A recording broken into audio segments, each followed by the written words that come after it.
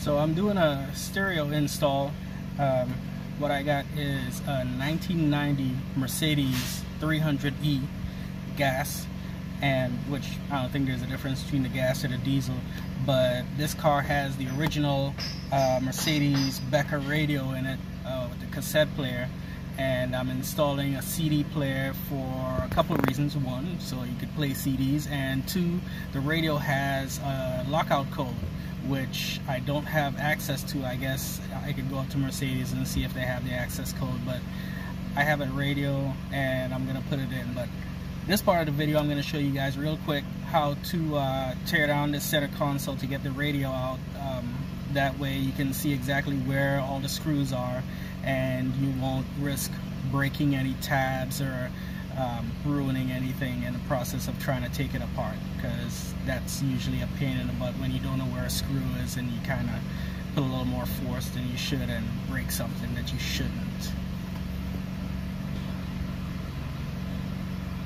Okay, so real quick, I've already taken this apart. I'm just gonna go through it again for demonstration purposes to show you guys real quick what has to come off and how it comes off. So the first part of the process, there are two screws below the climate control.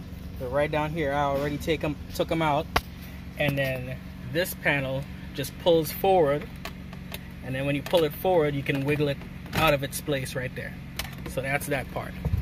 Then there are screws in here. There's 1, 2, and then 3, 4 down here, and once you remove those, I've already removed mine, like I said, this comes out and out of the way.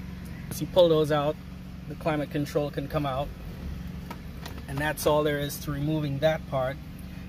Now, to get the radio out, the ashtray has to come out. To get the ashtray out, this center, I don't know what they call it on this, I guess center console. On my Jag they call it a ski slope, but it's not that. But this center console has to come out. So the first part is back here. There's usually a little carpet or a mat or something like that, and so you just reach down here, and it's usually tucked underneath this piece of wood, but you reach down here and then there's a Phillips screw down here in the way, and once you remove that, this surround for the gear shifter just lifts up and out of the way. There's nothing holding that in place, and then so you lift this side up, it just kind of pops out of the way of the switches, and then once it's clear of the switches, once you have it lifted up like this, you can pull it back and up and away from the lever. Now you see this hook, you see these hooks right here? That's why you have to pull it back. If you try to lift that up, you're gonna snap those hooks, so you have to pull it in a backward motion to the back of the car, and then up and around the gear shift lever. Then you open your ashtray, and I'll show you down in there. There's one screw on that side, one screw on the other side. So what's usually going on is the ashtray is right here, and then there's this little tab right here, this white tab, and you just slide this to the side and the ashtray will just pop out of here, and then you remove those two screws that are down in there. And then once that's removed, this can come out. And once this is removed, if you want to unplug it to get it out of the way, you can do that. You don't really have to. I just pulled it down and just let it hang on the side there so it's out of the way. Now here's the little tricky part. This is why the ashtray has to come out. There are two tiny tabs down here. There's one down here on this side of the radio, and there's one down here on this side of the radio, and you have to pull those tabs. And so I'll pull one tab and then pull the other tab, and then the radio just slides out of place. Hold on, I'll try to, you know what, I'm gonna set this down and pull it out.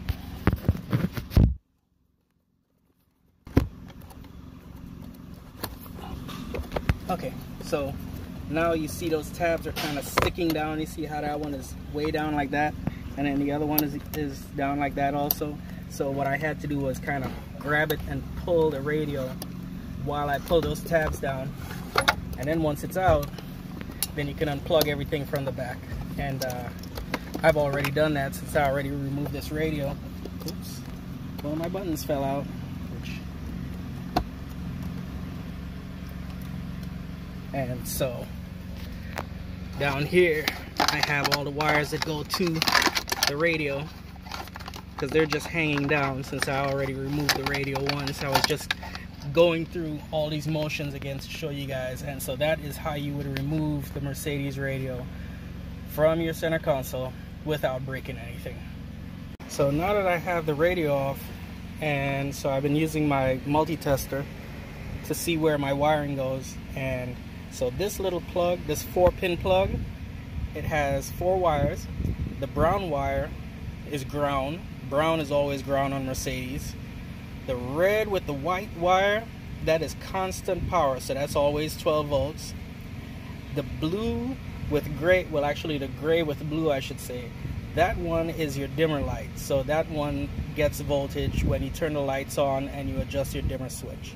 And then this black one with the yellow on it, that one is 12 volts key on. So that is your accessory power supply. Now I have these wires that I need to sort out. I just need to figure out, I mean obviously all of these are all speaker wires. I just need to figure out which wire goes to which channel on the speaker.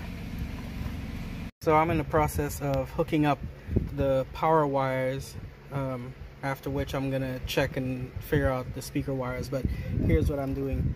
The connector, I took off the connector and these wires are all exposed, which I really didn't need to do that, but I did it because the way that I'm hooking these up to this wiring harness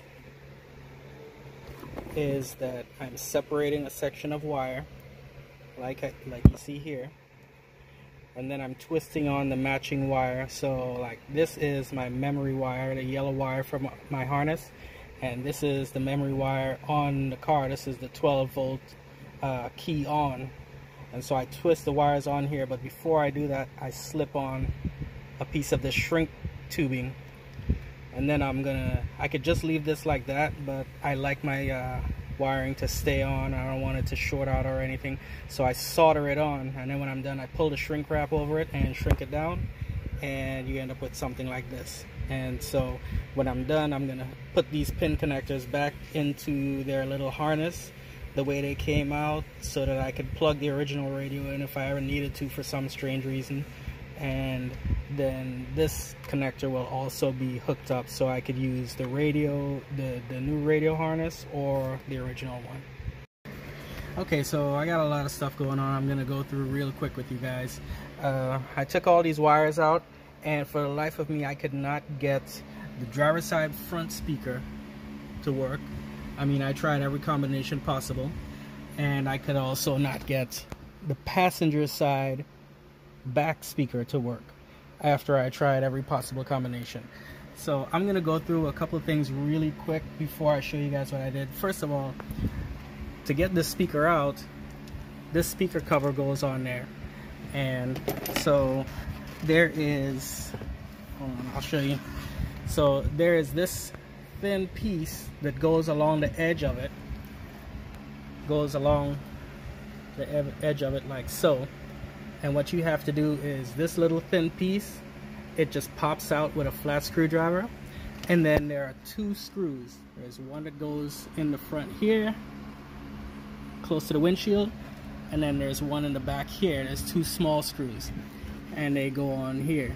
Now there's a 10mm bolt here, and that actually holds the dashboard, this part, onto the frame of the car, the chassis of the car. I took it out because I thought it was necessary to get the speaker out. It is completely unnecessary.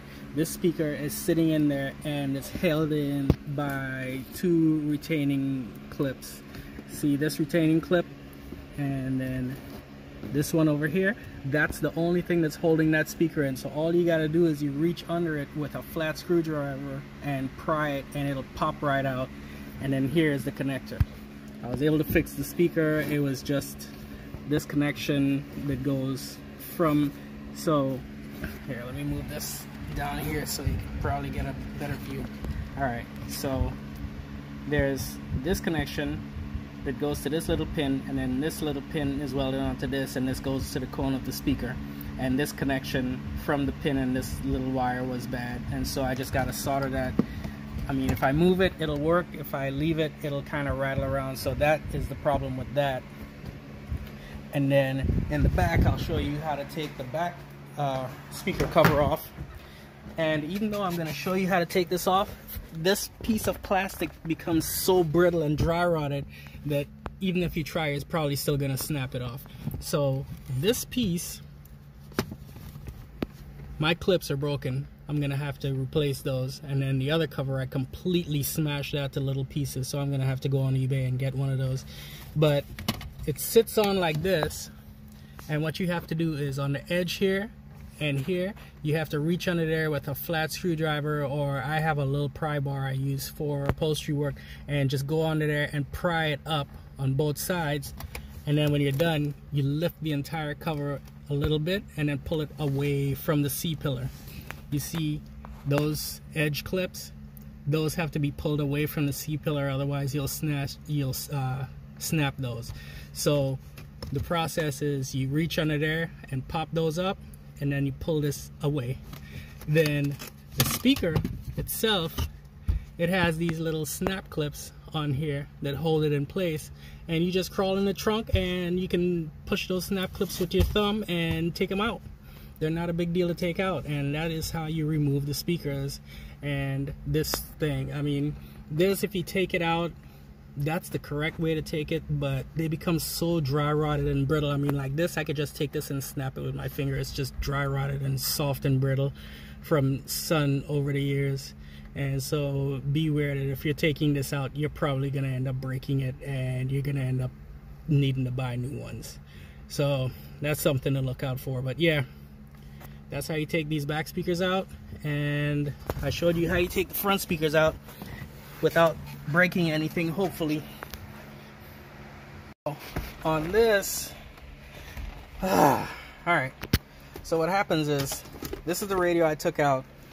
It has, these are the power pins, so this is ground and power, and then dimmer and key on.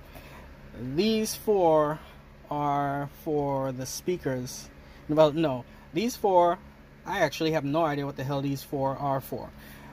These are for the speakers. This only has a 2-channel out. It has left and right, and that's all you get. And then those 2 channels out go to these connectors, and then these connectors go to this, and this is your front rear fader, and then the front rear fader sends signal directly to the rear speakers and then to the front speakers. What I did was I disconnected this connector. See, this is connected to those, and that's just tucked down there behind the radio, behind the dash. And so it's just a matter of pulling those out and disconnecting them. And then this one here is the driver's side, this one is the passenger side. And then once you've done that, these connectors that were going to that that fader, you hook power up, you can hook signal up directly to these, and these are the rear speakers. So this is the driver's side, this is the passenger side, and that's how you hook it up. Now once you've done that, this fader will still be able to adjust how much volume goes to the back speakers, but if you turn it all the way to the back, then it gives a straight signal to the back from these, so you'd be able to adjust the fader on your radio, so you can get your fader on your radio to work properly, and it'll adjust the back and the front speakers. Now that I've said all that, that's a mouthful. These speakers were okay for 1990, but all things considered, they're crap. I mean, they are just really tiny, barely working speakers. I mean, the sound quality is okay at best. So what I'm gonna do is I'm probably gonna head over to Walmart and buy a set of speakers, a set of front and rear speakers. But first of all, I'm gonna hook this radio up and install it all the way and make sure everything is working. And then once I've done that, then I'll probably come back around later and install a nicer set of speakers in this, up in the dash and in the back. You know, maybe something with a two-way speaker with a tweeter on there. So I'm gonna put all these wires on here and we'll see how it sounds. Alright, so the job is done. There's the radio installed. There are newer, fancier radios on the market. I got this one. This is actually a radio for a semi-truck, but the reason I got this is because the green color of the light of the backlighting actually matches the interior color of the car. Plus, it gives it kind of that classic OEM look and still gives me a CD player, which is kind of what I was going for. I didn't want anything gaudy and, you know, multicolored with flashing lights and all that fancy stuff. I just wanted something that looked factory but could play CDs, and who knows, I might hook up a Bluetooth to it. But it fits right in there great, and it works. I'll turn it on. So, alright. Great for events, fundraisers, and parties. The Jesus Bus comes to you, equipped with the top of the line. yeah, Jesus Bus. Anyway, you get the picture.